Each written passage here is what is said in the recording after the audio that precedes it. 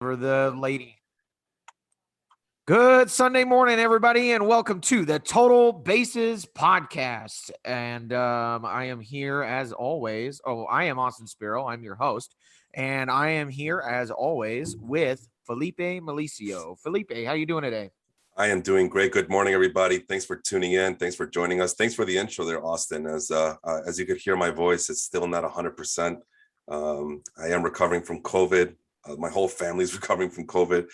Nothing too serious as of right now, but it does make me sound like this. So I do apologize for the bad audio, but we'll manage through this. But we had to get back to it because we already skipped the week trying to see if I will recover. Last week was worse, by the way.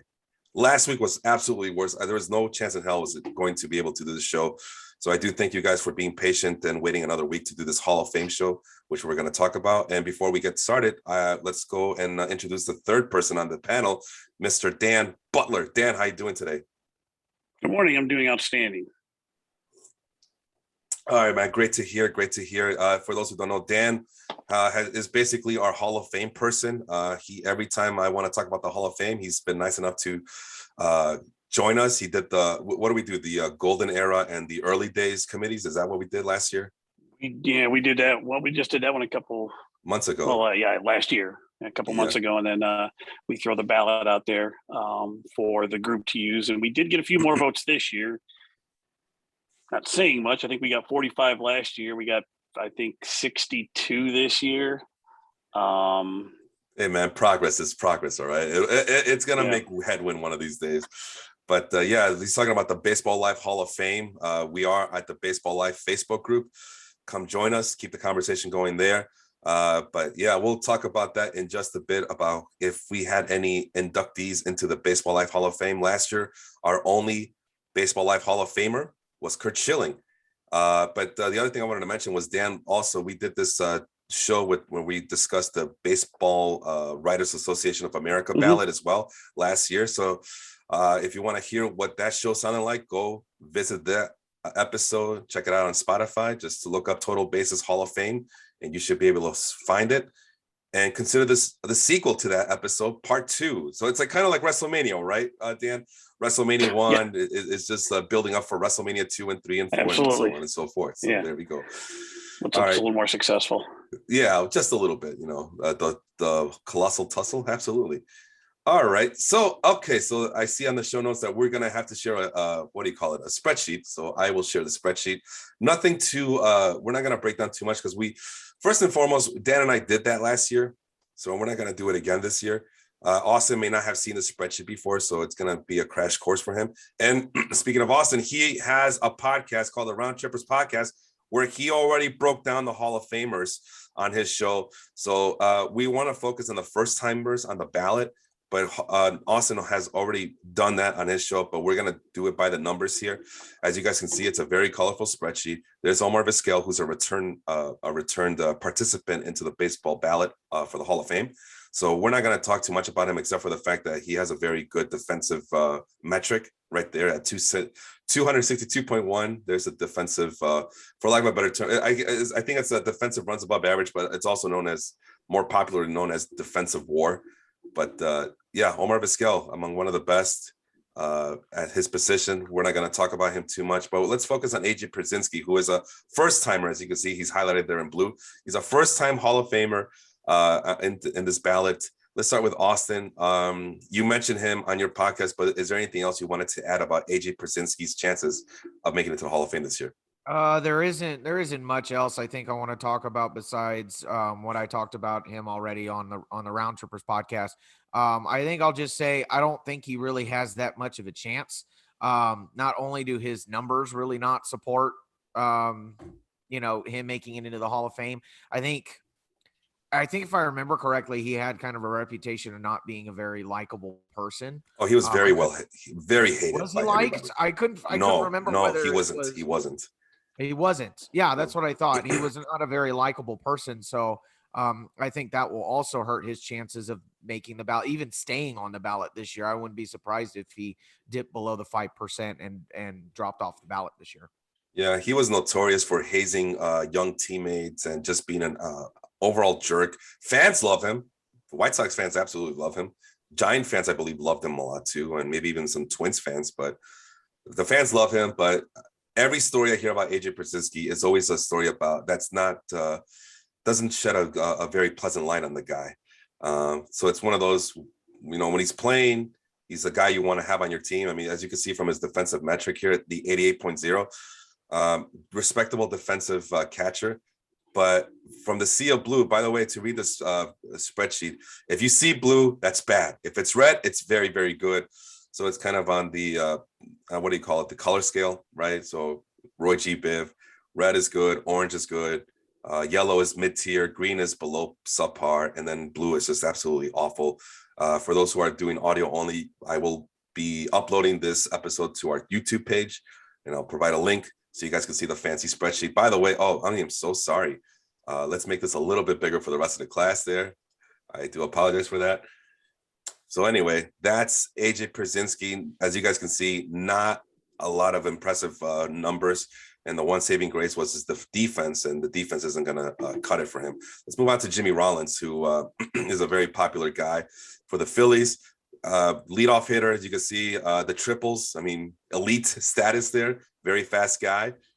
A lot of orange that you see on his numbers there. So, I mean, the 470 stolen bases. Dan Butler, do you think speed alone will be able to carry Jimmy Rollins into the Hall of Fame? Absolutely not.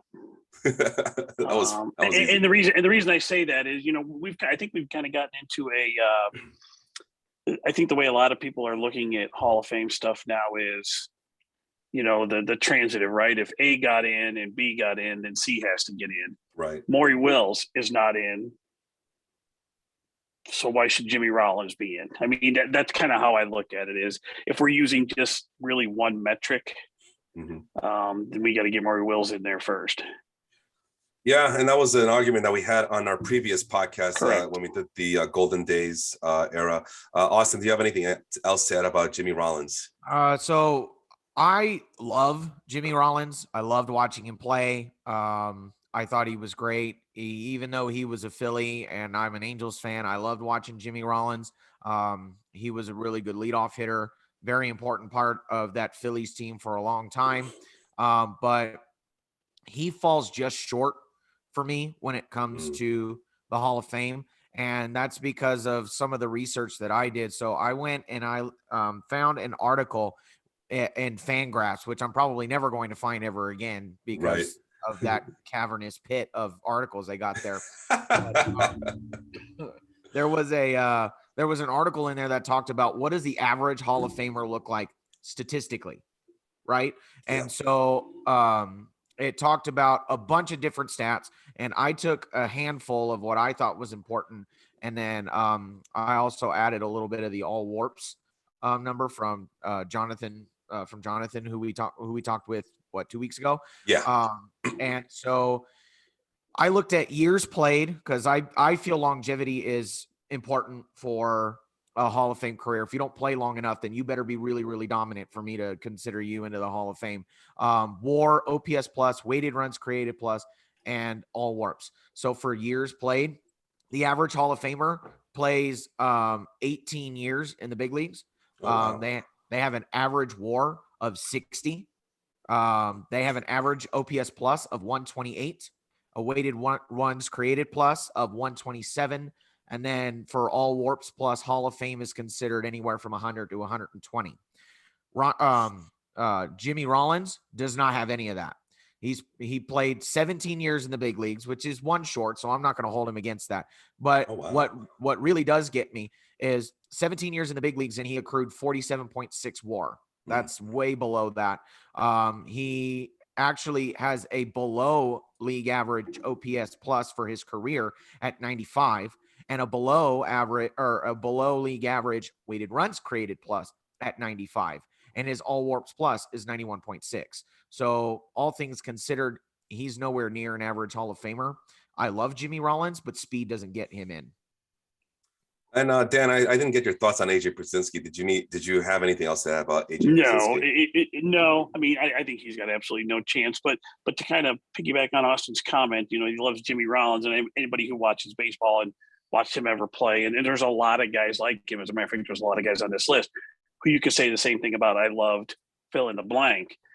And I think sometimes as fans, and we all know because we talk about it all the time, as fans is short for fanatics. And I think we let our love for a guy on our team kind of cloud our judgment as to if he's a Hall of Famer. Just because we love Jimmy Rollins and we've been Phillies fans for 25 years, does that mean he's a Hall of Famer? Does that mean Mark Grace is a Hall of Famer because I'm a Cub fan and we loved him when he played for the Cubs? Well, no, it doesn't. So I think sometimes as fans anyway, I think that sort of clouds some judgment. So it was nice. I like the numbers that Austin threw out there with regard to what an average Hall of Famer is and what they look like, and that Jimmy Rollins really wasn't that close. Well, over at Baseball Reference, a lot of the metrics that they use to see if a player is a Hall of Famer or not, he does fall short, even among shortstops. But then you look at the similarity scores of all the players that he would have been closely resembling in terms of statistics. You got Barry Larkin, Alan Trammell, Roberto Alomar, Ryan Sandberg, Joe Morgan. So all those players I just mentioned, those are all Hall of Famers. So maybe there's that case for Jimmy Rollins. But other than that, there's really not much outside of speed. And there's a lot of guys who were very fast throughout their careers. The one thing you could say about it is that for a very short period of time, he was a very elite player, winning MVP in 2007. But it's very doubtful that would be enough to get him into Cooperstown. I mean, look, go ahead. I think he's a guy that helps you win, but he's not a Hall of Famer. I mean, he's a guy that everybody wants on their team.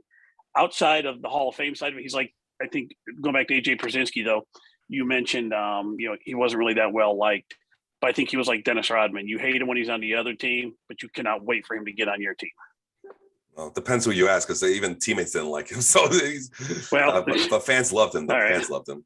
All right. You know what? I feel I didn't have this by war, so I do apologize. So we'll start with Ryan Howard now at the bottom here, the worst player of the Hall of Fame on the Hall of Fame ballot. Power numbers were not even elite. Like, you know what, Dan? We saw Dick Allen, and we saw like all of his metrics were very elite. I mean, he's there up there with Hank Aaron, Willie Mays during that era. And then Ryan Howard, whose one thing was that he was a very powerful hitter from the left side. As you can see, 382 home runs is just barely above average. Strikeouts were very high, although he did play in an era where strikeouts were very high, 28.2% there. But yeah, nothing else to brag about. And of course, he's a first baseman, so he gets penalized. Is there anything else you want to make a case for Ryan Howard for Hall of Fame here? No. I don't really think there is a case. Austin, any same question, I guess, to you? I think Ryan Howard falls off the ballot. I think he only had one or two good seasons, and then that was it. And everybody caught the wave of Ryan Howard having a few good seasons, and then that's it. I think Ryan Howard falls off the ballot. Ryan Howard with a WRC plus of 121. I think Austin mentioned that 120 was the bare minimum, and even then, as you can see, it's 127. So he doesn't even. Wow, he falls way short, which would explain why. Oh, I thought 121 is colored in a little bit of a orange yellowish hue there. So let's move on to Justin Morneau. Justin Morneau did win an MVP back in 2006, and then he tied for second in 2008. Excuse me.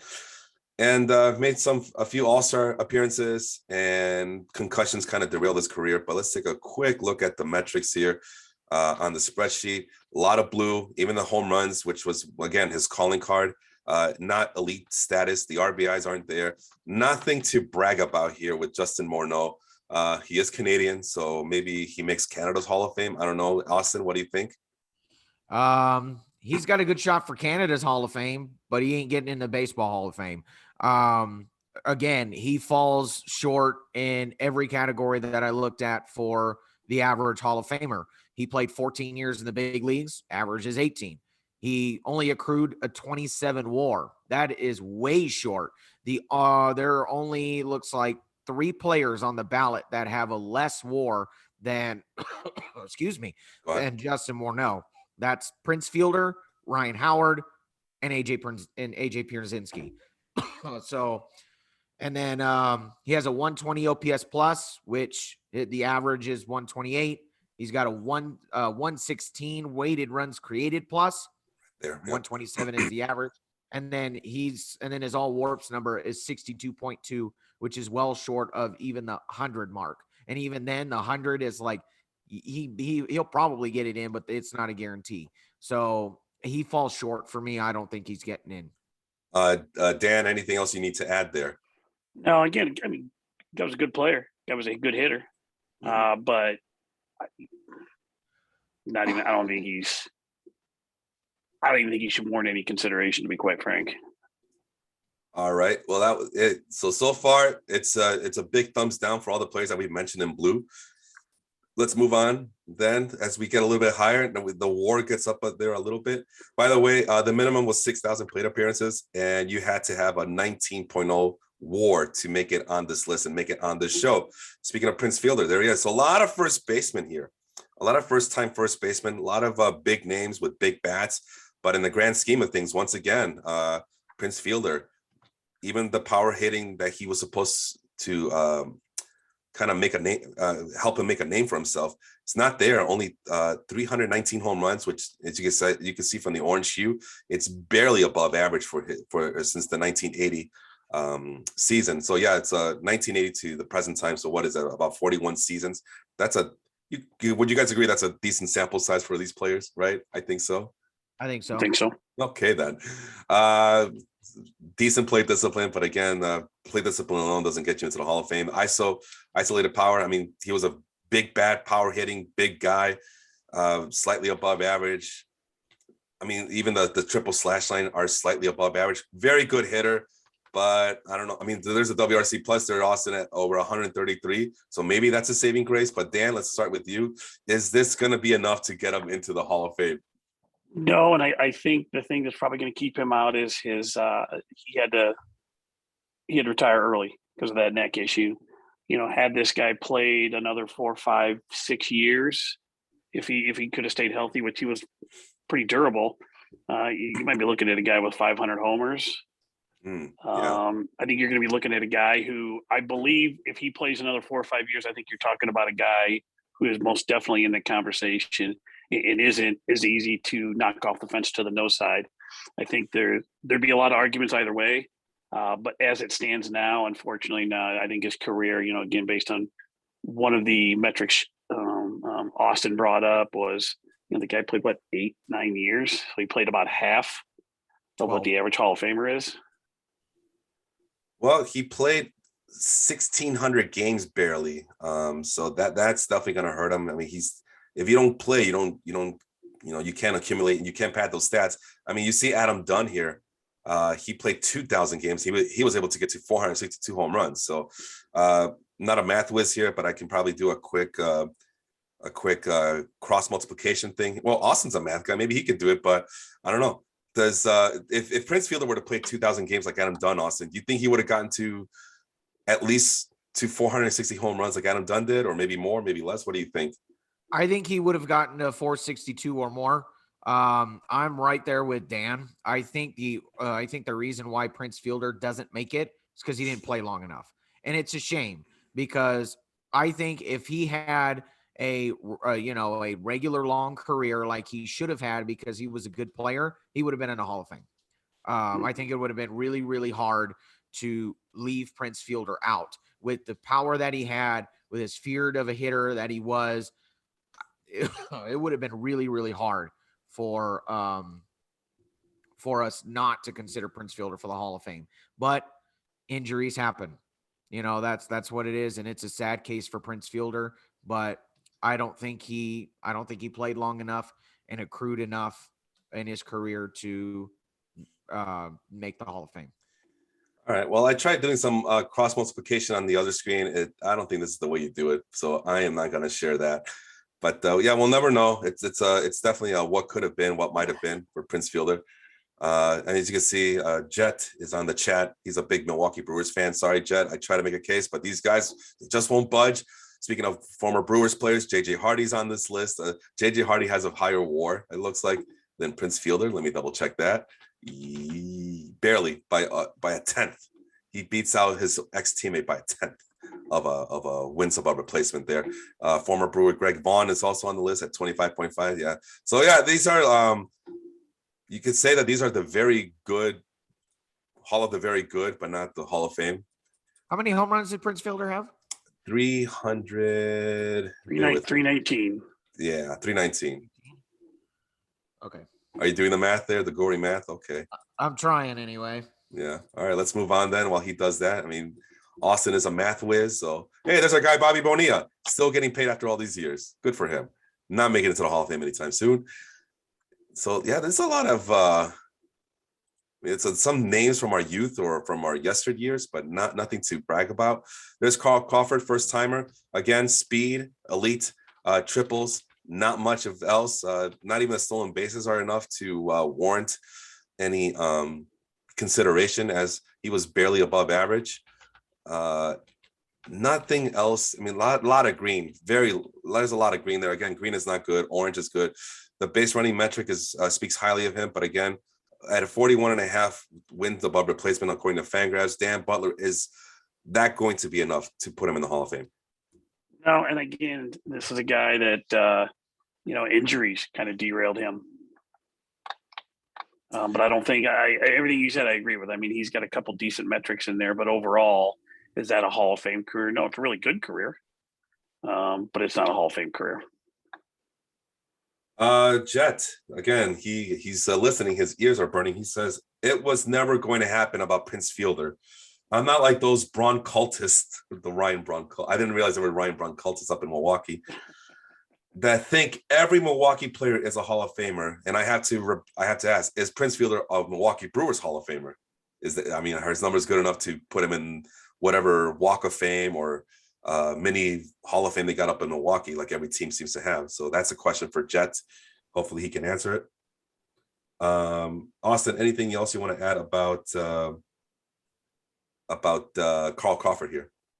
God, excuse me. Sorry, I've had COVID too, and for whatever reason, that cough won't go away. Well, that's good to know. Yeah. So, for Carl Crawford, I think he's in the same boat as Jimmy Rollins. The only thing he has going for him is his speed, and even then, I think, if I remember correctly, that died off after a while. I don't think Carl Crawford has much when it comes to a Hall of Fame pedigree. Not only does he not have the stats, he's below average in every field. He, I believe, was part of that Red Sox debacle that got him all traded to the Dodgers. And then he went to the Dodgers and didn't do very well there either, if I remember correctly. So, there's too many negative things for me narratively that stick out for Carl Crawford. Even if he had the stats, I would be kind of iffy to put him in the Hall of Fame, but his stats really cemented in. He didn't play, according to the averages, he didn't play a long enough career. His WAR is way down there. He's barely above league average in OPS and weighted runs created plus. I wouldn't put Carl Crawford in the Hall of Fame. I am shocked that Carl Crawford made it over 40 wins above replacement according to the Fangraphs calculation. So that's positive on his part, but yeah, there's just not enough here. We move on to Omar Vizquel. We're not gonna. I'll point out that Omar Vizquel is up on this list at 42.5. Is it 42.5? Yeah, 42.5 wins above replacement. Torrey Hunter, he returns to the ballot at 43 WAR. More of a defensive person than known more for his glove than as bad as I want to say. But we're not focusing on those guys in yellow. We're focusing on those first timers in blue. And yet another first baseman, Mark Teixeira, seems like he played for every team because he was always traded at the deadline. Yankees, Braves, Angels, Rangers. Am I missing anybody? I can't think of anybody. Who else? That's it. Okay. I mean, golly. But yeah, again, very good hitter, switch hitting. First baseman, very talented, but the numbers just don't add up. Maybe some respectable home run power numbers there, RBI totals there. Very good plate discipline considering the time that he played in. Actually, not really. He's yellow in terms of walks per strikeout ratio, so he's mid-level there. But I mean, he was known for his power, and he definitely did supply power. Slugging percentage of career 509, just slightly below Ellis Burks' 510. That's listed there, as you guys could see. The ops is a little bit underwhelming, though. I mean, it's still slightly above average, but at 869, you kind of wanted to see it a little bit higher. 127 WRC plus, so just barely above average there, as you can see from the color scheme there.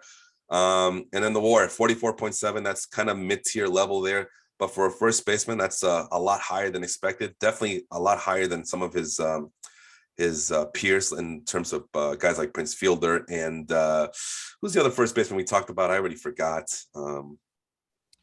Ryan Ryan Howard. Howard. Yeah. Oh, yeah. Much higher than those guys. Much higher than Howard. But Dan Butler, with all that said, is that enough to put Mark Teixeira over the top here? No, I think he's actually probably further away than Prince Fielder. Had again, extrapolating out Prince Fielder's career, but I don't think Teixeira's a good player, but one of the best ever to be in the Hall of Fame. I don't think so. And again, I think your numbers back that up outside of the power numbers. Well, and I realize some of these guys get in based on one or two or three metrics because they're so far above everything else. I just don't know he was quite that far above everything else when it came to his power. Yeah. All right. Well, Kirby Puckett's in there. Kirby Puckett with a 44.9 WAR, he was able to get into the Hall of Fame. Although that was more narrative based than anything. But as you guys can see from the numbers, nothing to brag about him or Mark Teixeira. So again, not to justify voting for Mark Teixeira, but it's just kind of weird that Ellis Burks, Matt Williams, and Kirby Puckett all on the same pocket, but Puckett's the only one in the Hall of Fame, and all the other guys are probably going to be on the outside looking in. I just wanted to shout out Jet, saying that Prince Fielder definitely does belong in the Milwaukee Brewers Hall of Fame, but not the actual National Baseball Hall of Fame. Give a shout out to Bob, Melvin, Larry, Leon, all listening, tuning in this Sunday morning. Thank you for tuning in. Hopefully we can give you guys the baseball fix that you need as we continue with these labor negotiations that seem to be going nowhere at the moment. As both Austin, as you remember from the show from last time, seems like both players and owners are kind of playing patty cake with each other at the moment. So Leon just had a birthday yesterday, so happy birthday, Leon. Oh, happy birthday, Leon. Yeah, go check out his podcast, the Step Back Basketball Podcast, over at the Basketball Life Group as well. We just talked about Jimmy Rollins. He's the speed guy. David Ortiz is on the opposite side of the spectrum. He's the power guy. Let's see. Now, first baseman designated hitters get punished with these WAR metrics, but if you look at this counting stats, at the very least, it was a doubles machine playing in Fenway would do that for you. The power is there at 541 home runs. That's near elite status. The RBI, people are going to love that at 1,700 RBI. That's near elite status. But there's also a lot of green here. The strikeout rate, for some reason, is green. I don't know why, but I guess even that's still high, too high, even among in this era of baseball from 1980 to 2021. But there's really, you can't fault the guy for the triple slash line. The 286 batting average is pretty low. The 380 on base percentage, the 552 slugging percentage, that's pretty impressive. Where's his WRC plus at 140? So that kind of meets that standard. So the guy's an offensive juggernaut, but where he gets penalized is his lack of defense and lack of base running skills. He is the first player on this list, Austin, over 50 WAR, according to Fangraphs calculation. Is his bat alone good enough to put him in the Hall of Fame? We talking about which one are we talking about? David Ortiz now. David Ortiz. This brings in another form of discussion when it comes to David Ortiz. And I think it depends on your opinion. I don't have David Ortiz in the Hall of Fame. You pop hot, you don't get in the Hall of Fame. Sorry. You test positive for steroids. Sorry, you don't get in the Hall of Fame. You threw that out the window. You decided to pick numbers and, have a good career over the integrity of the game. That's my opinion. I know Dan has a different opinion. He's ready and raring to defend the steroid users, and I can't wait to hear his response. But yeah, I don't have David Ortiz in the Hall of Fame. You pop hot for steroids, I don't put you in the Hall of Fame. That's my opinion. Hey man, I always tell people, everybody cheats in this game. All right, Dan, David Ortiz, I think you have him on your list. Is that right? Yes, I do. Okay. Yeah, and it's interesting, and Austin, yeah, he did well. So I was reading up on this week and looking about all these guys that are suspected of steroid use, and that New York Times article that came out several years ago with regard to guys who tested positive back in 2003. But when I looked at and read an article out of the New York Post and a couple other spots, those guys that, first of all, they were all volunteered. They all volunteered to be tested. And it was more of a screening to see how bad the issue was in the big leagues, with the guarantee that they would remain anonymous. All of that said, that doesn't necessarily make it okay. But, and I'm not necessarily absolving the use of it, but there weren't rules against it. PEDs were outlawed in the big leagues, but there was no testing mechanism in place. So these guys were tested as part of a, let's see how bad things are. So did they break the rules? Not really, because there wasn't a rule against using PEDs in the big leagues at that point. Right. So, I mean, I know that's probably splitting hairs, but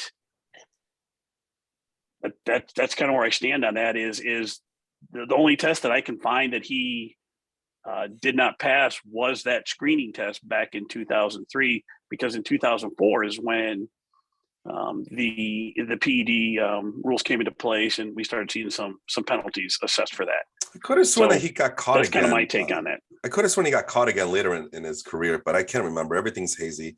I just know that the difference between Minnesota Twins, David Ortiz, is big compared to what happened in Boston. Excuse me. Now you could say that, Boston's a much friendlier hitter's ballpark, especially for a big left-hander like him. And he helped break the curse, the so-called curse that the Red Sox had. At least that's the excuse they use for mismanaging a ball club for over 100 years. That's their excuse. But he helped break that, along with Curt Schilling, which we'll be talking about in just a bit. But it's a lot of questions. I mean, it seems like we're penalizing the guy for getting caught, because there's plenty of guys who are already in the Hall of Fame who never got caught, but there was always whispers about them. Jeff Bagwell, Craig Biggio, excuse me. It's COVID, man. It's a nasty, nasty habit. But yeah, like I said, there's already guys in the Hall of Fame who did cheat and got away with it. Mike Piazza.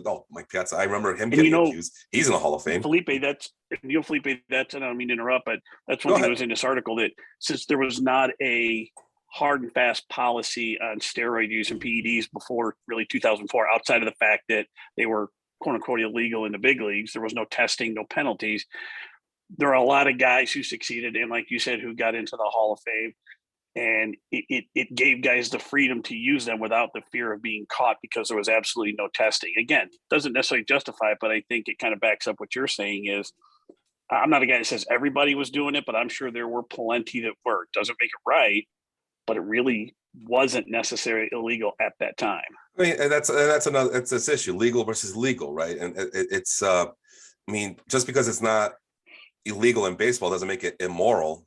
And it was definitely illegal in the United States of America.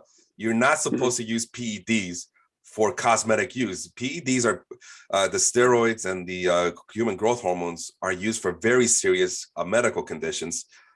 One of them is not to keep you in Major League Baseball so you could keep making money and get the glory and the fame that you're looking for.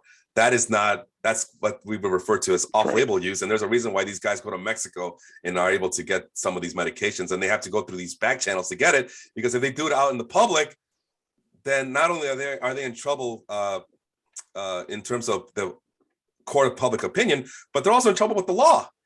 And I guess it's not as serious as using it off-label as it is as dispensing it or distributing it. That's where the major crime is. I mean, let's face it, man. The only reason Barry Bonds, quote unquote, never got caught cheating was because his best buddy, his personal trainer, never snitched on him. He had every opportunity to snitch on Barry Bonds for this use of the clear and the what was the other one, the clear and the cream or whatever. Yeah. And Greg Anderson said, "I'm not talking to you. I got nothing to tell you people. Put me in jail. I don't care." We all need friends like Greg Anderson who are willing to commit crimes with us and not put us in jail. We need guys like that who just take their money and shut up. Is really what it came down to. So we're really trying to reward guys who were able to manipulate the system to get away with this stuff, and we're penalizing guys for getting caught. It's really how I see it. That's why and that just becomes a snowball effect. But we got a little bit more players to talk about. As you can see, I'm very ambivalent to this whole thing. I am at a point where I don't give two shits about this anymore. It is what it is. These guys cheated. Yep. Well, there are some. Just so you know, even though Barry Bonds and Roger Clemens were never officially caught, and you had that whole case or whatever, I still lump them in with the steroid users. I don't have Barry Bonds or Roger Clemens, as much as that pains me to say, because I loved Roger Clemens. I'm not putting him in. I'm not putting either one of them in the Hall of Fame either. Listen, as long as you're consistent, I think that's fair, Austin, because it's consistent. You're being consistent, right?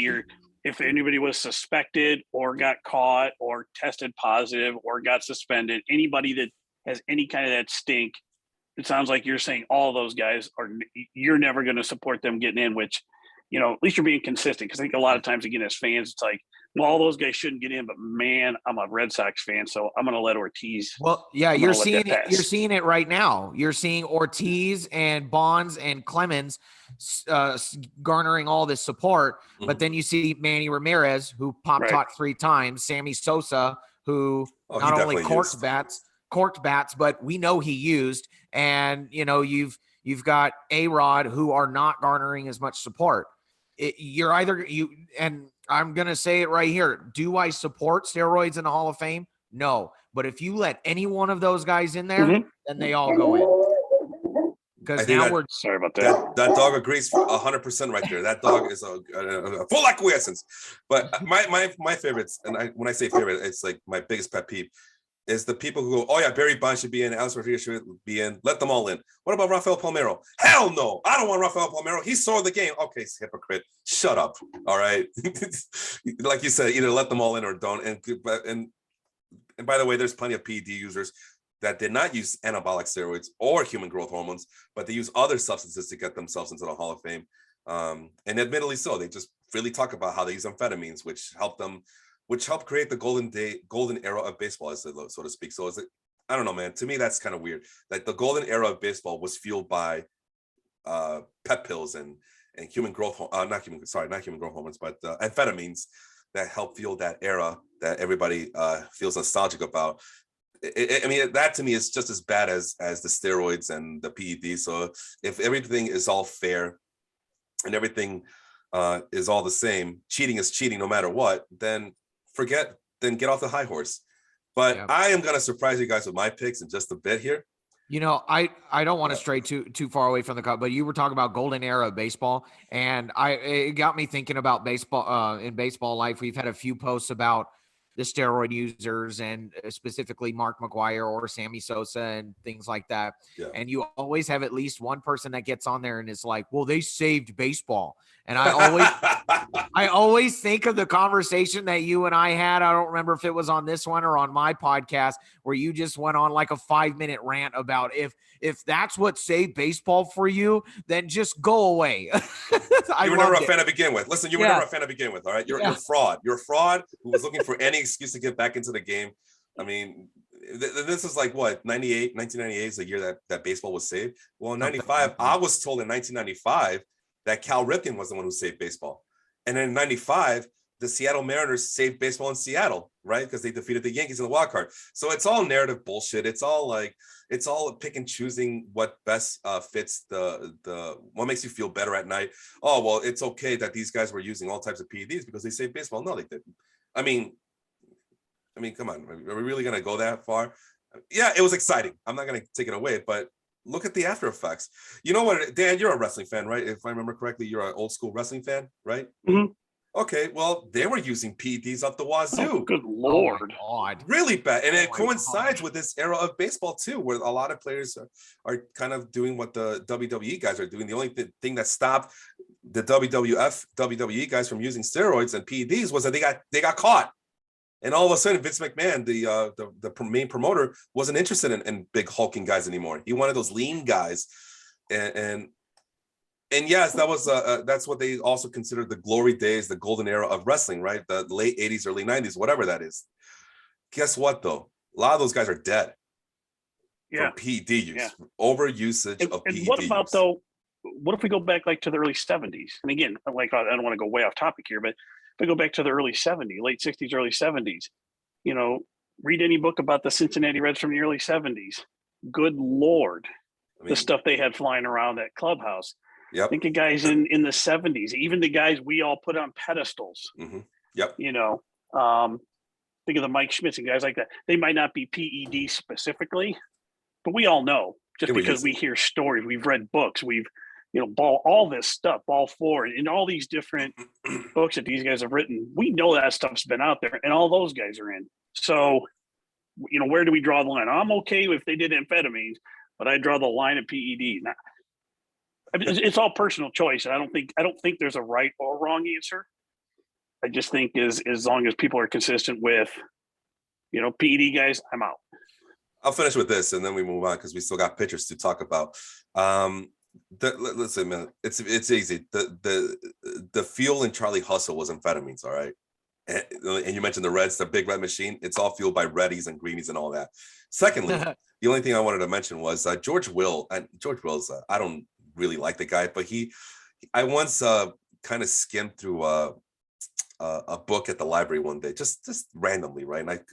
And I found this book about a collection of why steroids in baseball is bad, or the argument for and against steroids. And I got drawn upon this article by George Will. And it's a big, massive eye roll from George Will, as most of his stuff is.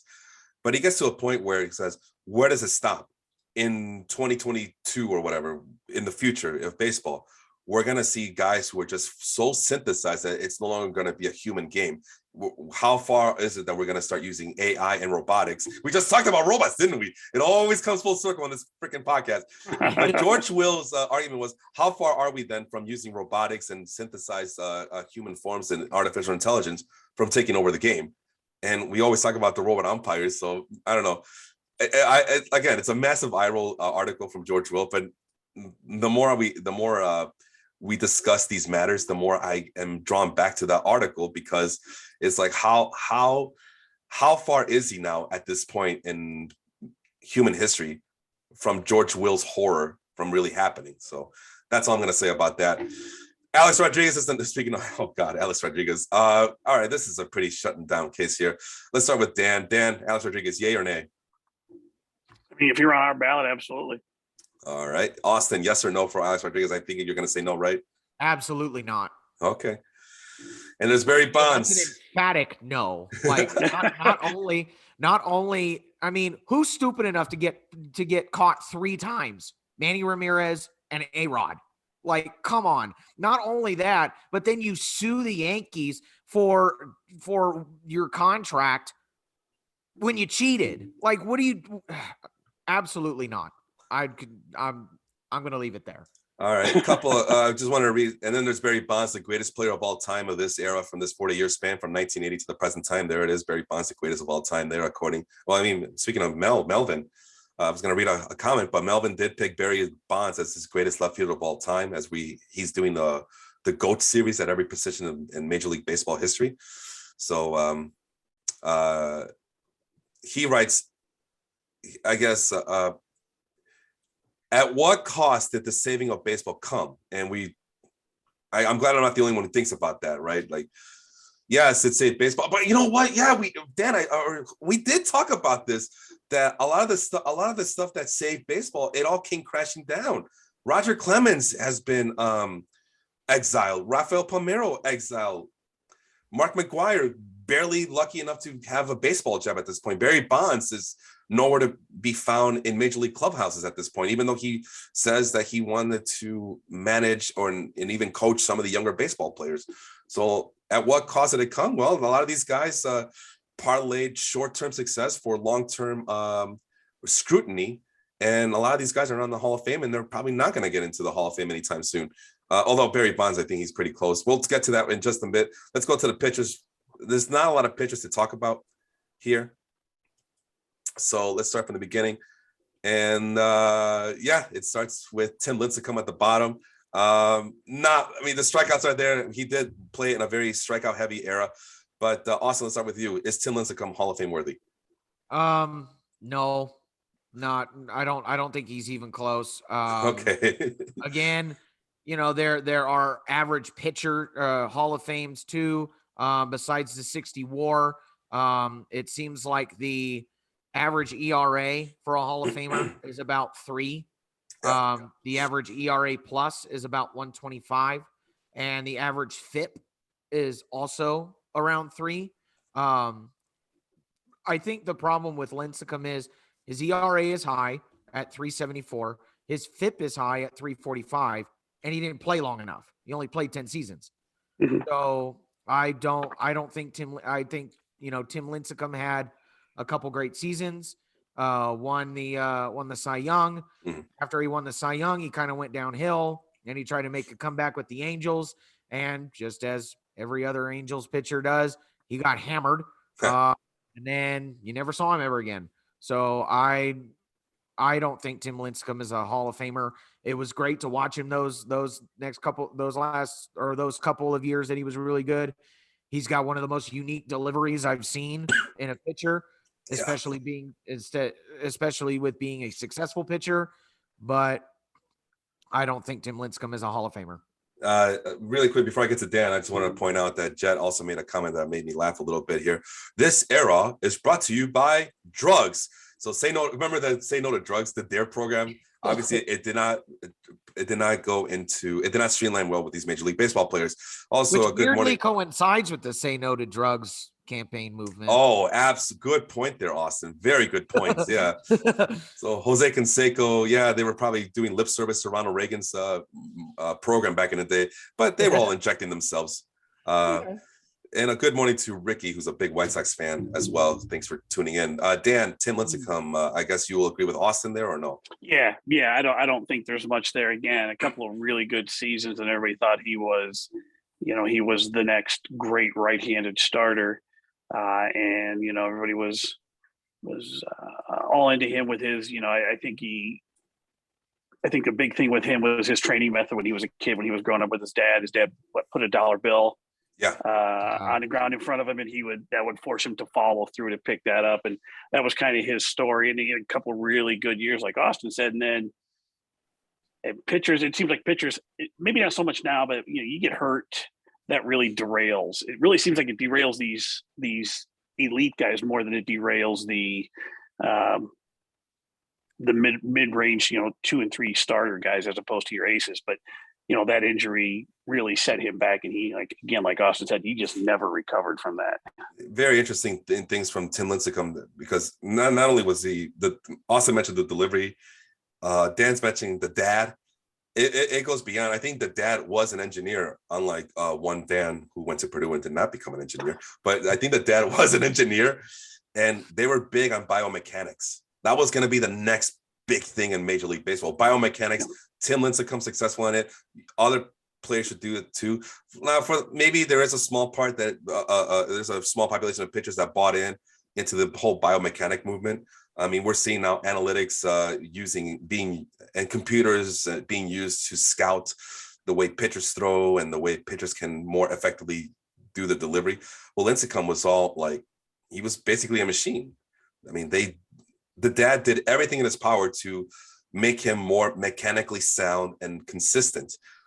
But one thing the dad did not believe in was icing. He did not believe in icing your throwing arm after a grueling start.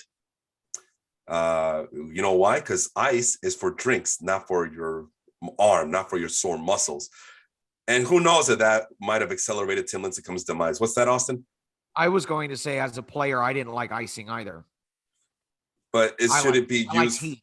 You like heat? Okay. Well, he didn't use either. He didn't use heat or ice. He after the games, he would just put on his jacket and be on his way and do interviews. I don't agree with that. You need something, but I didn't like ice, because for me, of course ice tightens it up. Yeah. Right. And so I always felt like, it tightens it up. I feel like, for me anyway, personally, it made it worse. I want my body to go back to, or I want my muscles to go back to being loose. So I always did heat whenever I was sore. What position did you play, Austin? Pick one. I played them all. Okay, good. Did you pitch? I pitched a little bit. I was just a guy that could throw hard and straight. So, I was not a pitcher by any means. The only position that I really didn't play was first, and that's because I'm 5'6". So, that ain't gonna happen. But yeah, when I was little, I played the middle infield, or when I was younger, I played the middle infield. Then my high school moved me out to the outfield, and then I, learned how to play catcher as well when I got there. So by the time I got into college, I was an outfielder and a catcher. Little known fact about Austin, he was also a member of the outfield. He just wanted to use your love that night. Jet says that it sounds like Austin needed some hot ice. So there you go. There, either Austin or maybe Tim Lincecum. I can't tell. Jet, we're in a 7-second delay, man. You got to be specific on some of these comments, man. Maybe both. Maybe both needed hot ice. I don't know. All right, let's move on to the next guy on the list. We're only talking about the guys in blue. Jake Peavy. He was best described as a bulldog. A guy who'll just go out there at no matter what. Every 5 days, he could. His shoulder had to be hanging from a thread for him not to make his next start, but ultimately it made him very ineffective. Decent strikeout percentages. Decent strikeout per walk, but not much else to brag about here. Finished with a whip of 119, which is respectable, but that's slightly above average compared to the greats on this list, which again, for starting pitchers, we're looking at minimum of 1,500 innings pitched and 27.0 Fangraphs wins above replacement. Jake Peavy is at 43.5. Dan Butler, Jake Peavy, Hall of Fame, yay or nay? Nope. And nothing really to add to what you're saying. I mean, I think, he, again, one of these guys that pitched for quite a few years and was pretty solid. Yeah. And he was a hot trade prospect, and he was not prospect, but he was also a deadline guy. Yeah. Hot free agent when he was out there, but just put together a lot of really good seasons, just nothing outstanding, I don't think. And Austin, I would imagine that you agree with Dan in that sentiment.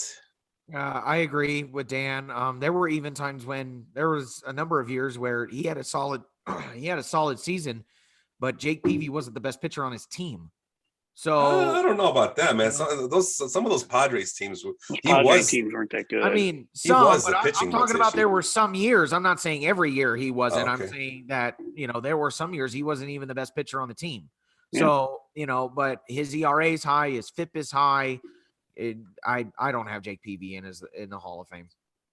All right, man. So you guys are rough, man. I mean, there was a time where he was the ace on some of those teams. All right, I'm just gonna randomly pick a year. Let's go 2009.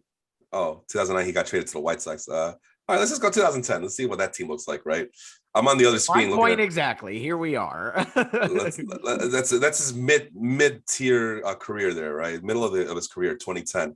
Who else was on this rotation? This is the first full season of Jake Peavy with the White Sox. John Danks, Mark Burley, also a Hall of Fame prospect here. Gavin Floyd, Freddie Garcia, Jake Peavy, and Edwin Jackson. Who do you guys think was the best starting pitcher in that team? 2010 White Sox. I'd go with Burley, probably. I guess you could go with Burley, probably. John Danks probably had the better numbers. I was going to say, I think that was right around the time when John Danks had a couple good seasons. Yeah. Oh, man, I don't want to talk about John Danks. What about Danks? All right, let's move on here. Tim Hudson is right there, but he is a returnee on this. There's Mark Burley. We just talked about him. A couple of clean guys there. Hudson, Burley, I never heard anything about it. There's Andy Pettitte. He's not clean. Kurt Schilling, not only is he not clean, but he's soiled as a human being, very despicable. I wish he would. Next time I want to hear about Kurt Schilling is if he gets impaled by a dildo. I really don't give two shits about him at this point. But I'm pretty sure that why specifically? That's very specific. Well, that is an oddly specific punishment. Oh, I've been thinking about this all week long. I was too sick to do it last week. We talked about Roger Clemens as well, but Kurt Schilling. Because I know Austin, I listened to his podcast and I go, okay, so you're not going to vote for the PD guys, but you're going to vote for this guy, this clown ass. First of all, he's a traitor to the country. All right. He is a threat to First Amendment rights among journalists. I mean, he himself is you could call him a commentator, but he works in the journalism industry as well with the right-wing stuff, nonsense that he spews out. And thirdly, even if you don't want to put the PED guys in, let's take a very close look at this guy's career. Because when he was in Philadelphia in the late 90s, he was basically done. I mean, yeah, he made a couple of all-star games. I'll give him that, Kurt Schilling. But in 2000, it looked like he was completely done. Even when he was traded to the Diamondbacks, he didn't. I mean, he was barely hanging on to a thread. And then in 2001, he has that career year at the age of 34. and then gets a second and third win on his career in 2004, helping the Red Sox at the age of 37. Come on, knowing what we know now about the human body and about how these arms were prone to break down, I'm just going to sit here and you telling me that Curt Schilling did it the right way and he did it cleanly, despite the fact that what we know about PED use and age, it doesn't add up. I am going to sit here and say that Curt Schilling, fine. You want to separate the politics from the baseball? Fine. Curt Schilling is a PED user. Therefore, if you're going to be on that high horse, do not vote for Curt Schilling because he's a PED user. All right, let's start with Dan because I know where Austin's going with this. But Dan, let's go with you. Curt Schilling, we talked about him last year. You agree that he is a soil on this country. But what else do you have to add about Dan? Yeah, I mean, this is a guy that probably would have been best served over the last probably 2 years just to sit there and keep his mouth shut. Yeah. Regardless of what he thought or didn't think, just keep your mouth shut. He's probably in. He's probably easily in. And this is more than just not liking Obama. It's a lot more than not liking one side or the other. This guy supported what happened on January the 6th. He didn't support just the protest portion. He supported the storming of the Capitol. Mm-hmm. We can talk about taking politics out of this. This is a lot more than, I think you said this, Felipe. This is a lot more than just taking politics out of it. This is taking out that was pretty serious. It was pretty serious what happened, and to be not part of it, but I guess he was a part of it. If he encouraged it and he supported it, he's a traitor. That's a big deal. I mean, there is a moral and ethics clause in Hall of Fame voting, and that's a different discussion for a different day. But this certainly, I think, should be lumped into the morals and ethics clause. Again, this isn't about did he take PEDs or did he. This is, you tried to overturn an election. I mean, that is serious. And we don't want to talk about politics here, but I mean, I think that's what's keeping him out. So I think he'd have been best served. Just keep your mouth shut. Yeah. And then if you want to come out and look like the fool, look like the horse's ass, wait till you're in and then come out and go crazy. I think you should just sit there, be quiet, because let's be honest, a lot of us don't really care what these guys' politics are. We really don't care. Listen, man, whether nobody we agree cares or disagree, about. but this guy is he went way, way, way far to the right. And even for somebody like me who's a conservative, he's a little too far right for me. And before I move it to Austin again here, let me just say this, that everybody talks about, well, we got to keep politics separate from baseball. This guy, all he does is talk about politics. And let's take away his political stances on everything. He's a transphobe. He's a homophobe. He's had nothing but bad things to say about all types of groups of people. He's an alt-righter. You know, those people that say, oh, it's not really racist, but we all know you're a racist piece of shit, all right? You're Curt Schilling. That's your legacy, all right? You are who you are. You went into the rabbit hole. You can't dig yourself out of it. You're lumped in with that group. Like Dan says, you're a traitor to the country. And go ahead. I'm sorry. I mean, supporting the storming of the Capitol is not a political stance. It's not a political view. That is that just goes beyond logic. That goes beyond whatever words we want to use. He went way beyond the pale on that stuff. And that's not politics. That's I don't know what we would call that. That's everyday life. That I think paints the kind of picture of the person you are. And I was ready to vote him in this year. Like, take away January 6th and his stance on it. I was okay, fine. He's had his I've had my fun torturing this guy because obviously this is beginning to annoy him. I mean, he said so himself last year. Oh, you know what? Take me off the ballot then. If you guys aren't gonna do this right, take me off the ballot. I'll take my chances with the Veterans Committee. Like, and then Dan, we talked about this. Well, it depends who's on the committee, right? So we'll see about that. But no, all he had to do, like you said, keep his mouth shut. I remember talking about this with some of the guys. I think Henry said, you know what? All he has to do is he agrees with you. Shut your ass up. Don't say anything. But he can't help himself. Why? Because he's in that business. He's in the business to talk nonsense because it's good for his brand, I guess, whatever's left of his brand. And whatever. Anyway, that's my stance. And before I move it to Austin, I promise you, Austin, I'll get it back to you. There's plenty of guys in baseball who are conservative. I'm left-leaning as is. I'm dealing with Dan. who he just said he's more of on the conservative side than the liberal side. I've had podcast partners who don't agree with me politically, but I am able to set those differences aside for the betterment of this baseball game. If I were to let every political affiliation of these baseball players affect the way I view this game, I wouldn't be watching, because a lot of these guys are conservative by nature. Even though they're in a union, they all vote Republican. Most of them vote Republican because they're in the right tax bracket.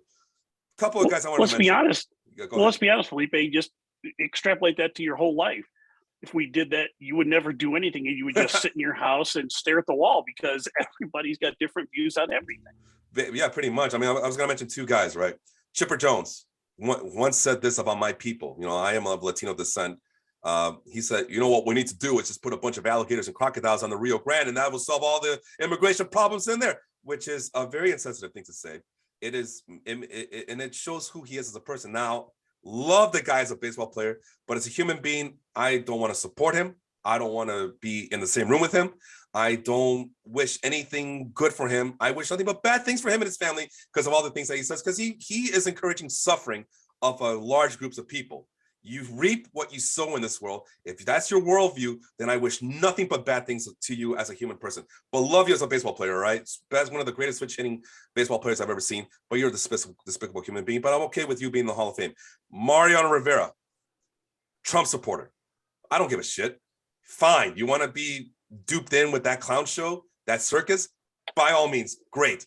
But I am not going to be that person who does not elect Mariano Rivera into the Hall of Fame because of this political affiliation. So I'm able to differentiate that, right?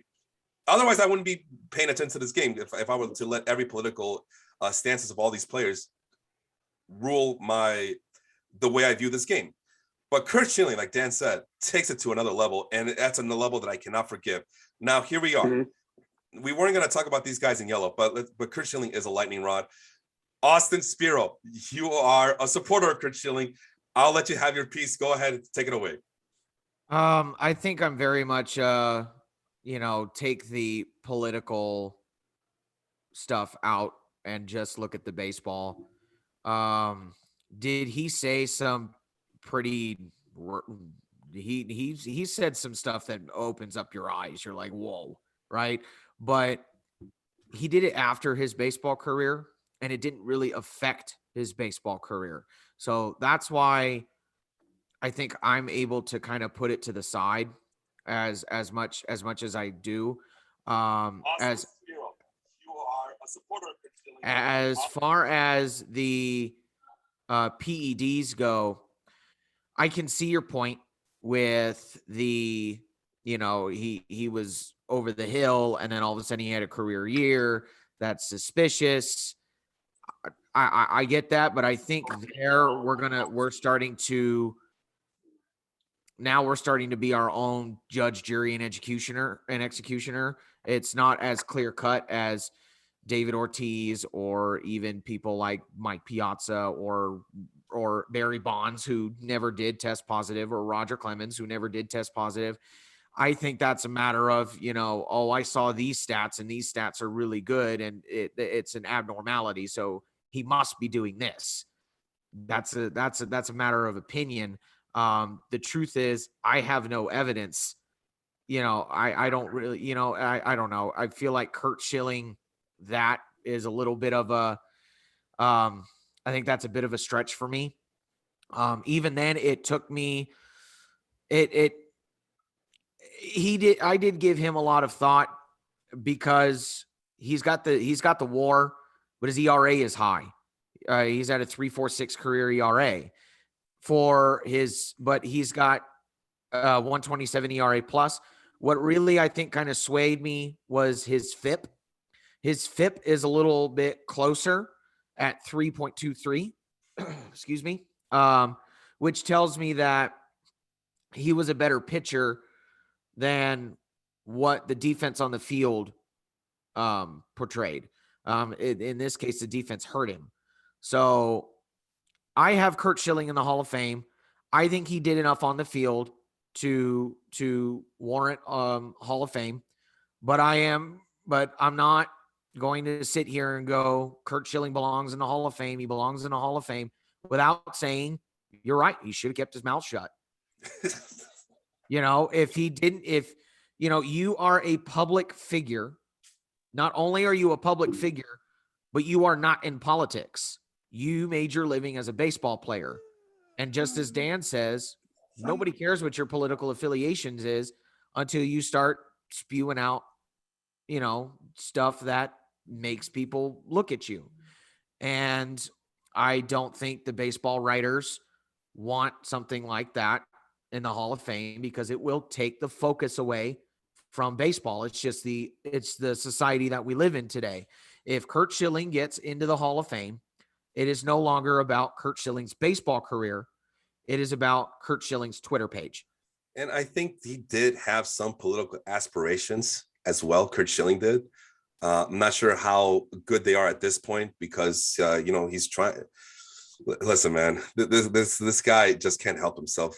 But at any rate, I can imagine this upcoming June or July, whenever they have those inductions, Curt Schilling is up at the podium, and you know what that speech is going to be. You know what he's going to use that platform. He's going to be warned not to do it, but he's not going to be able to help himself. He's going to spew the nonsense that he's been spewing for the last 10 or 15 years. And it's going to be everything that he has said about groups of people, about his political affiliations, about his social political stances is going to be justified because he's in the Hall of Fame. It's like you give a person that Hall of Fame status, and they feel like they can do whatever the hell they want, that their whole life is not just their baseball career, but their entire life has been justified, including all this stuff that makes him a despicable human being and makes this society just unbearable to live in because of guys like him. He's a bully. You know what bullies deserve? They don't deserve Hall of Fame induction. They deserve a punch in the face and a dildo up their ass. All right, let's move on to the relief pitchers here. I'll end with this. Go ahead. I'm sure with as many people that are in the Hall of Fame, I'm sure there is more than one shitty person in the Hall of Fame. Absolutely. I'm sure there is. There's got to be. I mean, law of averages, yeah. There's got to be multiple shitty people in the Hall of Fame. But Curt Schilling's problem is he's got, and whether you think he's a shitty person or not, I mean, I'm not here to argue whether you think he's a shitty person or not, because, but there are plenty there. I'm sure there are plenty of shitty people in the Hall of Fame. Curt Schilling's problem is, he opened his mouth. Yeah, we know he is. I mean, yeah. He has no qualms about hiding it. There's a thing about being just a decent human being. You got nothing nice to say, don't say it at all. This guy, he just says whatever, no filter, just says whatever the hell he wants, and then expects us to respect his viewpoints. No, you say something, expect counterattacks, counterpoints. That's how society works. But Schilling wants special privileges. He wants to get rewarded for his bad behavior. And I'm glad that the baseball writers are not accounting to it, although we'll see. Dan's about to share the ballots as of today. We'll see if the baseball writers still feel that way. Remember, this is a guy who was pro having journalists being hung from the highest tree. He said that. That's what he wants. And he doesn't respect the baseball writers of America being able to vote for Hall of Fame inductees. So listen, man, that's the bed you made. That is the bed you made. You're going to insult the panel that's going to vote you in. Expect these results. Anyway, here are the closers. Real quick, I want one real quick point. I want to ask each one of you guys a question is, do you think if all these ballots were 100% anonymous, that he'd have a better shot? Or do you think folks, because ballots do become public at some point, that even if a voter takes the point of view that I'm separating, I'm looking at simply baseball, I'm looking at his baseball reference page and that's it, that if they vote for Curt Schilling, it's going to be all of a sudden, wait a second, now the public's going to say you voted for him, that means you condone or agree with or somehow are ignoring what he is supporting. Do you think that could be a factor in some of these guys voting? It's hard to tell, because some of these ballots do become public, but not all the ballots become public. Right. The ones that either they voluntarily release it to the public or they get leaked. So I think a lot of these writers are voting. If they don't say that they're okay with sharing their ballot, I think a lot of the guys who remain anonymous are under the assumption that they are going to stay anonymous. But he said those words. He said, you know what, take me off the ballot next year. I don't want the writers getting me in. I mean, if you're a baseball journalist who devotes his entire life to this craft, how do you not take that personal? How do you not say, all right, well, if that's what Kurt wants, screw you. Here's a middle finger for your troubles. Good luck with your peers. And again, Dan, we talked about this. It just depends who's on that committee to get those guys in. Because next year you would have to say that he would be considered a finalist for that today's game committee for next year. It just depends who's in there. I mean, Harold Baines was able to get inducted because Jerry Reinsdorf did him a solid favor. Jerry Reinsdorf used to pay his salary, and he loved Harold Baines.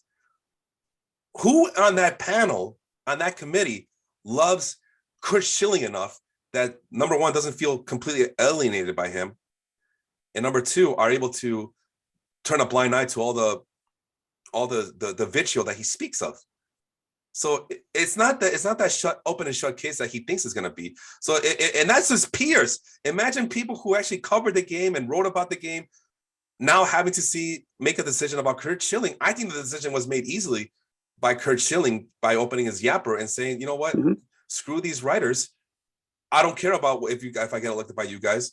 So I don't think it matters if it's anonymous or not. So I guess to answer your question, I guess it doesn't really matter. I think writers are going to take this, whatever he said, personal, and they're going to say, all right, well, if you don't want to be a part of this ballot, then here's my middle finger to you, Kurt. Have fun with that one. So that's my viewpoint. Austin, what would you say about that to Dan's question? I think anonymous ballots would actually hurt Curt Schilling. I think the reason why is because if you make anonymous ballots and you are a writer on the committee and they induct Schilling into the Hall of Fame on anonymous ballots, even if you are a writer that did not vote for Schilling, you are lumped in as voting in for Schilling because nobody would know. Now, these writers have readers, they have fans, they have people that are loyal to them. Right. And if they don't agree, and if they're of the camp that, Curt Schilling doesn't belong in the Hall of Fame and I'm going to, be upset and not, cancel or whatever you want to call it, anybody that supports him, as soon as they see that the baseball writers induct him into the Hall of Fame, all of them are lumped in there, whether they voted for him or not. Yep. So I think that would actually hurt Curt Schilling. So you think it would actually go the other way? I think it would go the other way. It's an interesting point. So the only way that I think would be able to help Curt Schilling is if the ballots were anonymous, but the members of the committee were anonymous as well. Nah, that's not going to happen. But that's never going to happen. Yeah. So I think if you made purely anonymous ballots, Curt Schilling, we wouldn't even be talking about Curt Schilling. I think I think it would hurt him, to be honest. Yeah. I mean, what's the point of having a baseball Hall of Fame vote if you can't even brag about it? I mean, that's part of the prestige, isn't it? I mean, you would think. Yeah. All right, let's move on to these relief pitchers really quick. Joe Nathan, Jonathan Papelbon, they obviously have the rate stats. They don't have the cumulative stats. Even the WAR stats don't have them below 20 WAR. And again, to make it to this list, you have to have had a minimum. These are the relief pitchers, by the way, for those who can't see. 700 innings pitched and 10 Fangraphs wins above replacement or better. Joe Nathan and Jonathan Papelbon, like I said, they have the strikeout totals. They have the rate stats. What they don't have is the cumulative stats. Saves, they're slightly above average, but the games played is very low. The innings pitch is pretty low as well. So yeah, they were definitely hurt by the new era of baseball where the bullpen is so hyper specialized during this time of period that closers are the closers because they're the closers. They're the ninth inning guys. They only pitch the ninth inning. So we'll see. I mean, I think Austin mentioned this on his podcast where I agree. There has to be a better way to gauge these guys' careers for Hall of Fame consideration because as the game progresses and evolves, they're a much major part of how this game is played, and they do deserve some consideration, even if they're just specialists. I mean, we talk about speed specialists and guys like Maury Wilson, Jimmy Rollins. Maybe we should do the same for these closers. But anyway, there's Billy Wagner. He's a returner on this ballot. And there's Mariano Rivera, who's still considered the greatest of all time, numerically speaking, narratively speaking, eye test speaking, everything about him. The only thing he doesn't have are the strikeout per 9. But even then, it's like everything else is just goes his way. So that's how these guys compare to Mariano Rivera and Trevor Hoffman and Lee Smith and so on and so forth. Let's move on really quick to our picks here because we're running out of time.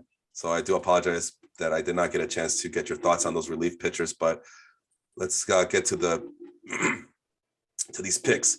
Let's start with me since I'm the first one here. So yeah, so after talking to Dan on the early era and the Golden Days committee and how character is just as big of a factor as on the field performance, I decided that this year I'm only going to vote for guys who I've never heard any suspicion of PED use and I'm going to vote for the guys who did it the right way, the clean way and all that. So that's why Jimmy Rollins is on the list because his career naturally progressed and peaked and it declined just like a normal human being. Todd Helton, after years of not wanting to include him, I finally decided, you know what? He compared to these other first basemen that are on the ballot for the first time, he wasn't that bad of a player. Jeff Kent, just because I want to piss off Barry Bonds, screw that guy. And I think Jeff Kent used, but screw Barry Bonds. Bobby Abreu, you know what? He's a Sammy Sosa clone, but I never heard him get suspected of PED use, so he's going in. Scott Rowland, criminally, never, not in the Hall of Fame. Hopefully this is the year for him to get in, so he's got my vote. Abreu Jones, probably the best defensive outfielder of all time, according to the metrics, so he's in. Tim Hudson and Mark Burley, yeah, clean pitchers, unlike Kurt Schilling.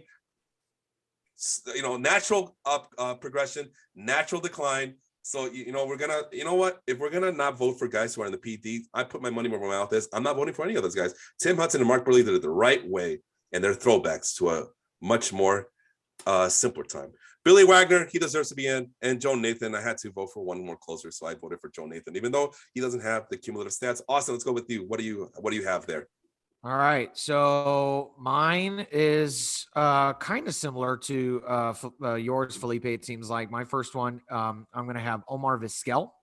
No, he was not an offensive person by any means, and when you look at his offensive stats, he is nowhere close. But and I think I said this on my podcast. The other thing I take into consideration is the narrative piece. Is there something narratively that will help you get into consideration?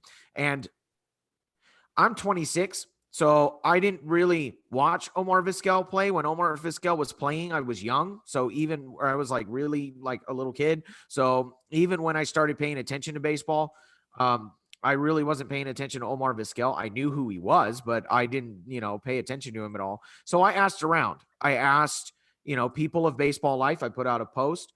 And I asked, people like my father who watched Omar Vizquel play. And the thing that I asked, because we all know his offensive blunders, what I asked was, would you put Omar Vizquel in the same defensive category as Ozzie Smith? Absolutely. Right? Or something to that effect. And so, and overwhelmingly, everybody said, well, yeah, it's Ozzie Smith. It's 1-2 Ozzie Smith, Omar Vizquel, and then 50 feet of crap, and then everybody else. Yep. I don't know about 50 feet of crap. Mark well, Belanger you know was what I pretty mean. good. I'm just making an analogy saying that they're so far ahead of everybody else in terms of defense. When you're talking about Omar Vizquel as one of the best defensive shortstops in the majors, and that's a critical position for defense, I'm putting Omar in there. I think Omar deserves to be in the Hall of Fame. Really quickly, Todd Helton. Even though he was Coors Field, when you look at his adjusted numbers, his adjusted offensive numbers, he's one of the better hitters of all time. I think Todd Helton deserves to be in the Hall of Fame. Jeff Kent. I'm right there with you guys. It seems like everybody all of us voted for Jeff Kent. Jeff Kent is he was a good hitter. His defense kind of lacked a little bit, but his hitting really made up for it. And I think once he switched to second base, I would have really been interested to see what he did if his entire career was at second base. It seemed as soon as he went to second base, his numbers got better. Next one on my list, Bobby Abreu. Bobby Abreu is very, very underrated. He's a very, very good candidate for the Hall of Fame. I believe he should be in the Hall of Fame. Along with Scott Rowland, I think it's criminal that he's not in. His all warps number is 118. That's just short of the top 100 of all time in terms of all warps, right? And everything else fits. He's either average or above average in everything else that I looked at. Bobby Abreu is a Hall of Famer. Put the man in. Scott Rowland, I don't think there's much else to say. It's criminal. Put him in. Andrew Jones, one of the best defensive center fielders to play, and he's got some offensive numbers as well that make him a Hall of Famer. 62.7 WAR and a 112.9 all warps plus is good enough for the Hall of Fame. On top of his defense, if I put Omar Vizquel in because of his defense, I'm putting Andrew Jones in because of his defense. And then I have Curt Schilling. We talked about Curt Schilling, where I think I'm just gonna, go past that. I do have Curt Schilling on mine. I also have Jonathan Papelbon, Billy Wagner, and Joe Nathan on mine for the Hall of Fame. And here's why. I do think that there definitely needs to be a better way to assess relief pitchers in this day and age, because now we're in an evolving era where relief pitchers are so vital and so needed, especially, closers. Closers in some cases are one of the better pitchers on your team, but some of these guys are not getting in the Hall of Fame. In the case of Joe Nathan's FIP is high, his ERA is low, but he's in the top 10 in all-time saves, right? So how is Joe Nathan not in there? I mean, yeah, you have Mariano Rivera and Trevor Hoffman 1-2. They were freaks of nature. They're 200 saves above everybody else. But Joe Nathan is right there in the top 10 in saves. Jonathan Papelbon is 10th. He only played 12 years in the big leagues, and he's 10th all-time in saves. That's dominance right there. It's not as long of a playing career, but he was dominant when he was there. So I'm putting Papelbon in the Hall of Fame. And then Billy Wagner, same thing, 2.31 ERA, a 1.87 career ERA plus, and a 2.73 career FIP. And he's in the top 10 all-time in saves. I'm putting Billy Wagner in as well. Billy Wagner is actually 6th. Really quickly, can you guys take a guess on who's 9th without cheating? Who's 9th? All time? All time. All right. Well, 9th is I got Jonathan Papelbon, but that's since 1980, so I don't know. Craig Kimbrell. Yeah. I was shocked when I saw that. Craig Kimbrell is already 9th.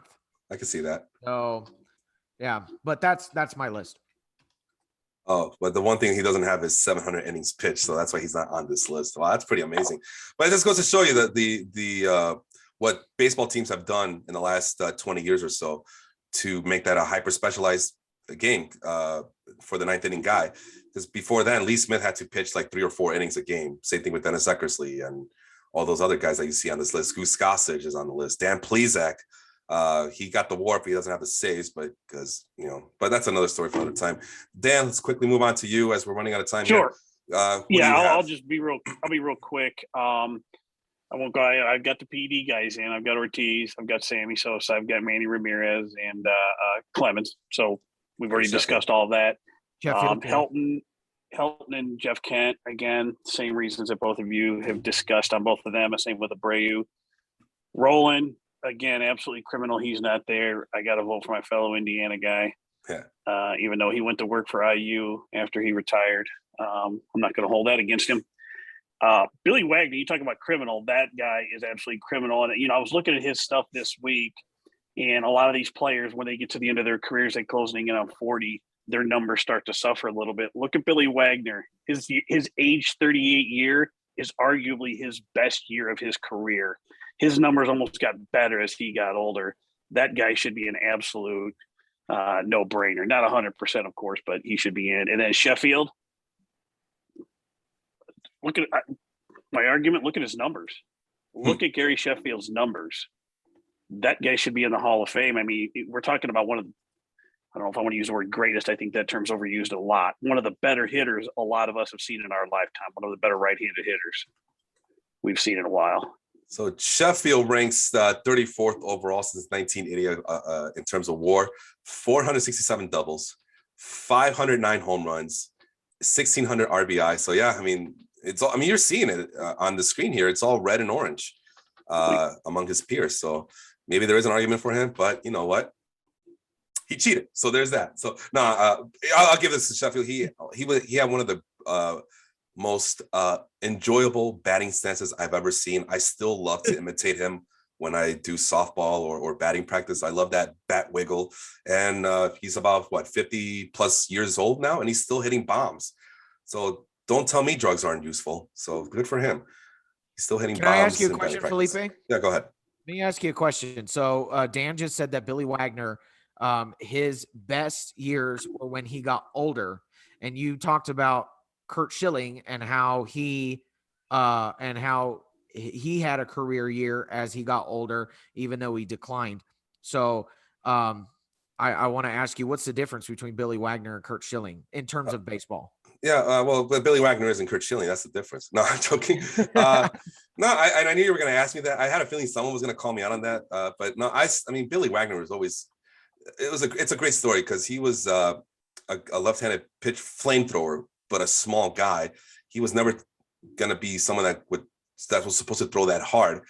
And you know what? Through lots of injuries, I mean, this guy succumbed to so many injuries throughout his career and was able to just bounce back and reinvent himself and become an effective closer. I mean, in terms of just getting saves, that was him. But, you know, he mentioned that at the he was still an effective guy, even in his latter stages of his career. But let's look at it more closely. In 2010, his last season in baseball, 37 saves. Before that, he was already kind of declining. 2009, he only pitched 17 games. Oh, wait, hold on. Yeah, he pitched 17 total games in 2009. And I'm pretty sure it was due to some sort of arm injury because he's always had to battle some sort of arm injury throughout his life. And I just have to put that up that saying that he was probably well rested, probably healthy for the first time in his life. And in 2010, he had his swan song, posting his best numbers in a long time. And then he called it a career. So as a 36-year-old, he had a very good season with the Mets, but again, 27 saves only. I mean, that's seen as bad, but I mean, as a relief pitcher, he had a pretty good season that year, 230, 266 FIP. Just chalk it up to a guy whose only duty was to pitch one inning of, right. You could say ninth inning is a pressure-packed situation, but if there's nobody on base, is it really pressure-packed? It just goes back to what I was trying to allude to was a lot of these guys in the late 90s and throughout the 2000s, a lot of these closers, these relief pitchers have one job and one job to do: get in the ninth inning and get those 3 outs. Well, baseball, analytically speaking, in terms of baseball, how we now see it, the most important inning is not the ninth inning. It's those 6th, 7th, and 8th innings with runners on base, where these analytics guys are yelling at these managers, "Hey, idiot, come get your best pitcher out there and prevent these runs from happening." But until these guys, these pitchers are incentivized to be handsomely rewarded for stopping anybody from scoring runs in the 6th, 7th, and 8th inning, it's going to be a slow progression from being an exclusive 9th inning guy to just being a person that you can count on no matter what point of the game you're in. Because if you lose the lead in the 6th or 7th inning, that 9th inning, guys, is pointless. Ask Zach Britton and the Baltimore Orioles about that. Buck Showalter about that. You know, ask Ubaldo Jimenez about that. How important it is to just bring in your best relief pitcher, no matter what situation you're in. But that's all I could say is that I mean, that he, as he got older, being used a lot throughout his career and going through all those arm injuries did affect him negatively, but he always found a way to be effective. And if he's only pitching one inning and only getting those 3 outs in low leverage situations, I can see how he could continue to be an effective closer for a long time. Either that or he probably cheated. But, you know, I never heard him cheat before. And Curt Schilling's a piece of shit human being. So there's a difference there.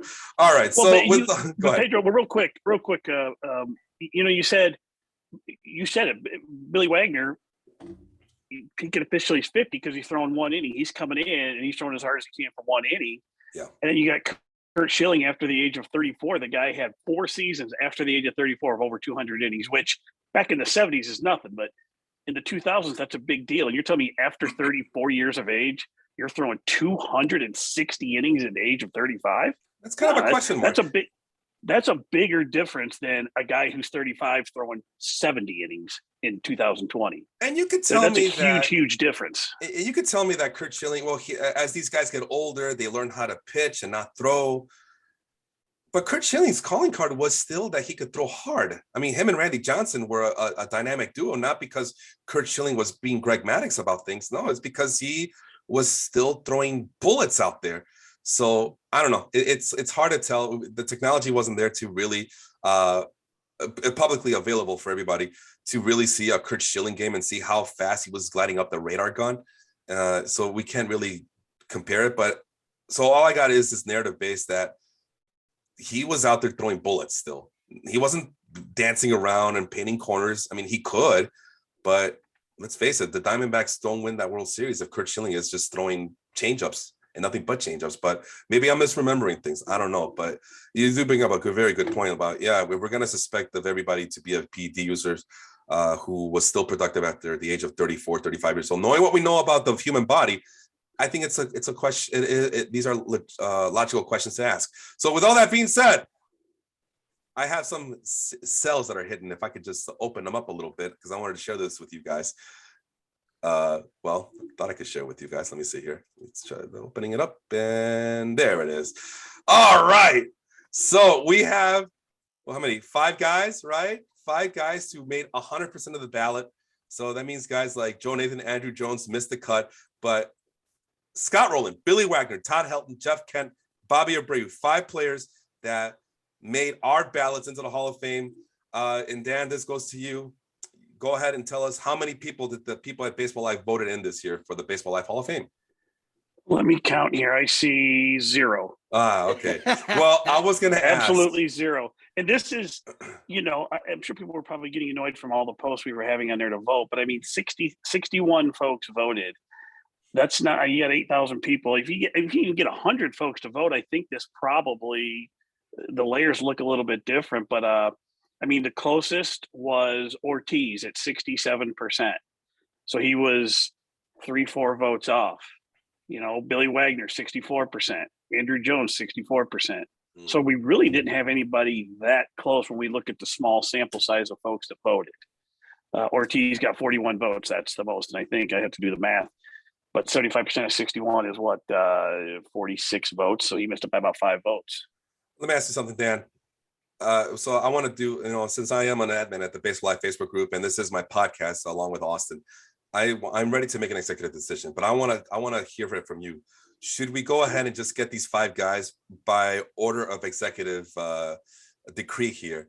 Get these 5 guys automatically into the Baseball Life Hall of Fame, or did you want to have a runoff vote for the next week and give these guys one more time, one more opportunity? You mean the 5? You talking about the 5 that got 100% of our 3 ballots? Yeah. Scott Rowland, Billy Wagner, Todd Helton, Jeff Kent, Bobby Abreu. How do you want to do this? You want to just automatically put them in, or did you want to have like some sort of runoff election with the Baseball Life Facebook group?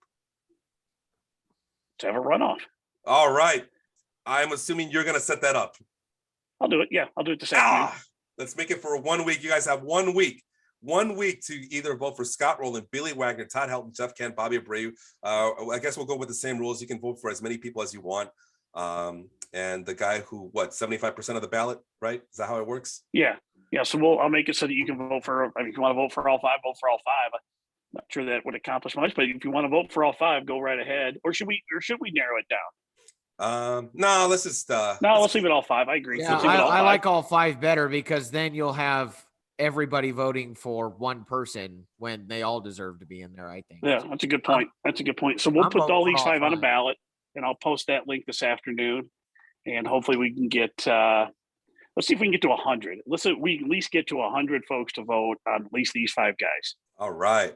And then lastly, how is the real Baseball Hall of Fame looking like? Who's looking like they're going to get elected as of today, right now? Are you able to share that with us today? I can. Austin, you might want to grab a chair and strap yourself in, buddy, because this is going to be hurtful for you. Yeah, I've seen it already. I know. So, I haven't. I'm as ready. as of yesterday, public ballots they made public about 45%. Ortiz at 83.5, Barry Bonds at 77.3, and Clemens at 76.1. Schilling has dropped dramatically. He's down to less than 61%. He was 70.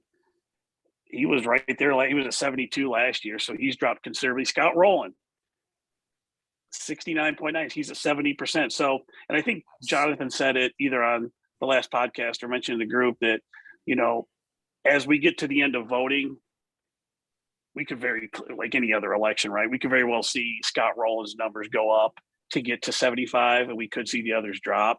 83.5% for Ortiz at 45. So in essence, almost half the votes in. He's at 83 already. That's pretty strong. So right now, if they ended today, you're looking at Ortiz, Bonds, and Clemens getting in. Wow. And I got to assume that this is Curt Schilling, Barry Bonds, Roger Clemens, and Sammy Sosa's last year on the ballot. Is that correct? This is their 10th ballot? I believe so. Yeah. Because I was willing to vote. Sosa's down at 25. I mean, some of these guys aren't even. Yeah. And we'll go to the other end. There were 3 guys that did not get a vote. Who was it? Jake Peavy, Carl Crawford, and Prince Fielder did not get a vote. That makes sense. And what, you need 5% to stay on the ballot? Is that what it is? Yeah. So the guys that right now that they project to drop off: Lincecum, Hudson, Nathan, Hunter, Howard, Brzezinski, Morneau, Teixeira, Papelbon, Peavy, Fielder, and Crawford. And Burley's at 5.1. So he's getting close. Yeah. People love. He's a likable guy, Mark Burley is. But yeah, he even me, I only voted because I never heard of him be associated with any PED use, and I'm on my high horse about it this year. I was ready to vote for Curt Schilling this year if I had a vote, but he's an asshole. But don't worry, Baseball Lifers, he is in the Baseball Life Hall of Fame because that's what you guys wanted last year. So he's already in there. So yeah, let's get at that runoff vote and see who, if we can get some a natural vote in for these Baseball Life for our Baseball Life Hall of Fame. And players on their 10th and final year on the ballot: Curt Schilling, Barry Bonds, Roger Clemens, and Sammy Sosa. Jeff Kent is on his 9th year. Yeah. Gary Sheffield. Kent's at only 31%. He's done for, but Bonds and Clemens might have a kick saving a beauty at the end here. Well, it's always interesting to have these discussions. And that's all I have for the rundown. I have nothing else. We covered everything that we needed to cover. We covered 3 spreadsheets, and we covered our votes. We covered the baseball writers' votes and all the stipulation as to what's going to happen if these guys don't get elected. It looks like Curt Schilling might be looking, unless some miracle happens in the next couple of days. They will be making announcements on MLB Network on Tuesday. I look forward to that. I'll probably have a thread going for all of us to talk about it. Let's have our final words here. Austin, let's start with you. Any final say on the National Baseball Hall of Fame election this year? Really quick. So I did work that math for Prince Fielder. Prince Fielder's home run rate. He hit 0.19 homers per game. When you take all of his homers and you take all of his games and you divide it by all of his games, his rate is 0.19 homers per game. If you multiply that out to how many games Adam Dunn played, which is 2001, he would have had 396 homers. Oh, okay. Yeah. So, that's just, who knows if he would have exactly played, and that changes, but just at that consistent rate, he would have had 396 homers. Other than that, I mean, people are going to vote the way they're going to vote, but I'm going to say this: if Ortiz, Bonds, and Clemens get in, then A-Rod, Manny Ramirez, Sammy Sosa, all those guys should get in there too.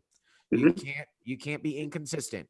You can't, glorify David Ortiz because he's a likable guy, and then only half of those voters vote for A-Rod because A-Rod's not as likable of a person as David Ortiz is. You can't do that. You're right. If you're gonna vote for one, you got to vote for them all. That's it doesn't matter what side of the PED discussion you're on, be consistent about it. Yeah, that's all we 100%. ask. What about you, Dan? Final words on your behalf here. I I guess I would just say Scott Rollins and Billy Wagner. Those are the two to me that baffle me, how they're not just in, but closer. I mean, it looks like Rollins going to be pretty close, if not in, so maybe the next couple of years. But both of those guys, you know, I heard somebody quite a long time ago state probably the first qualification for the Hall of Fame is, were you the best at your position when you played? Rollins and Wagner can say yes. Now, closer, it's hard to say because there's a lot of good closers, but he was among the best. Oh, yeah. So it does baffle me a little bit. And I see Melvin put his note in here, and I know that Felipe mentioned it, his greatest of all time series.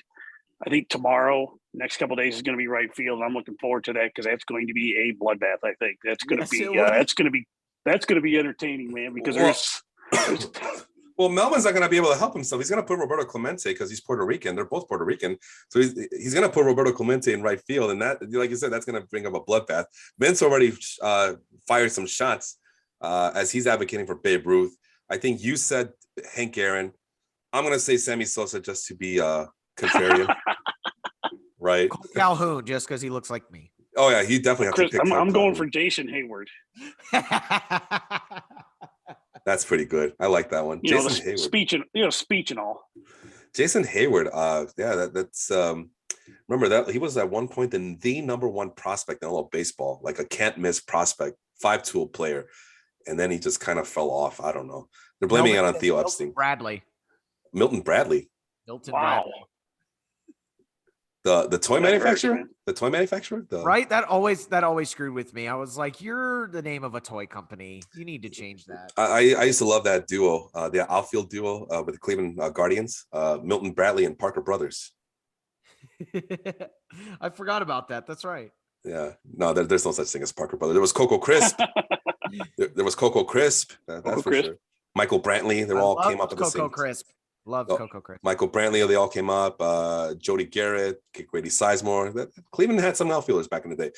All right, well, fun as always. Again, my goal is to have this be an annual thing where we take a break from the scouting things that we do around these parts and take a look back at baseball history from time to time. And again, we did this last year, and Melvin mentioned it that he's also been a part of these talks. I just can't remember which talks they were, because I guess we've done numerous Hall of Fame shows. But yeah, this is supposed to be a follow-up to last year's Hall of Fame show, kind of a piggyback. I was hoping that this would be a quick episode, but I guess not. No, we are way up there on time. So for Dan, for Austin, check out our other podcasts as well. Before I forget, I am Felipe. This was the Total Basis Podcast. Have a good one, everybody. See you later. Yes.